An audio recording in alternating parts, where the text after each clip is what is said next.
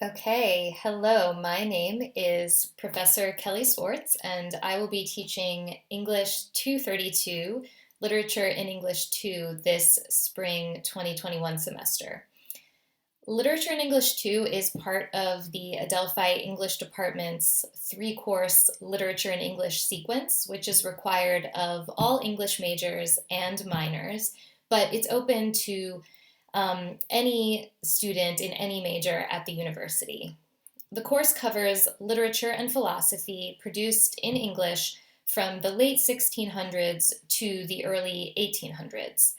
So this means that we're covering a lot of historical territory, but at the same time, we're also pretty firmly focused on one geographical setting, that is Britain, and I'm laughing because also Britain's colonies, which are increasingly spread across the globe in this period. We're also focusing on roughly one coherent span of time, or what people call the long 18th century, so from the end of the 17th to the beginning of the 19th. I've been retooling this course to focus more on aspects of British politics and economics and culture that are traditionally left out of 18th century literature courses,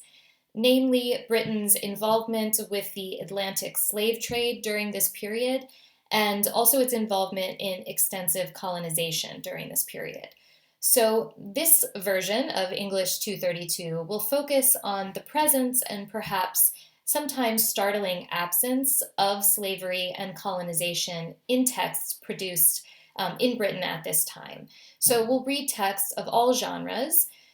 including a work of prose fiction by a white English woman about an enslaved African prince, a work of religious and proto-scientific writing on witchcraft by a Boston Puritan minister, a short story about 18th century love and sex work,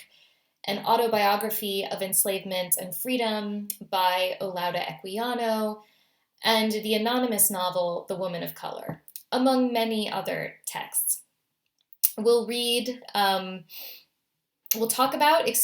how all of these texts respond, challenge, and or contribute to social and political development, as well as to systems of oppression in this period and beyond. And our goal throughout will be to confront the fact that no text really fits easily into a simple narrative of progress, especially in this complicated period of modernization that is the 18th century.